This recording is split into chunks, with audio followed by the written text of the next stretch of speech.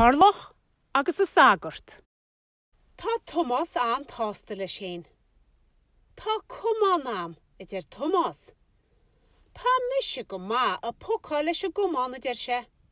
Tá man an slitur a chuir a bhád as seo idir se le tarlach. Ná bol sa trún me idir tarlach. Tá tarlach a héin an tásta. Tá bata amsa agus is smáile ma idir se le Thomas. Tá me go má leis a máta seo idir se. Tá me ná an cloch a chuir a bhád as seo. Ná bol sa trún me idir Thomas. Musin is idir Thomas. Is fear a bhád cumán. Tá go má idir tarlach fág seo.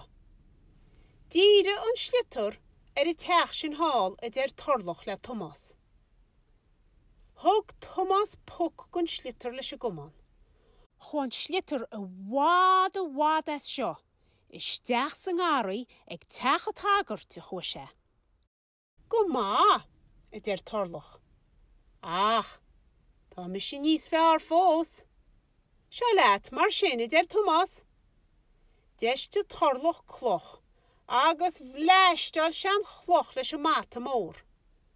Chun chloch a bhád as seo, agus an sin taran mór.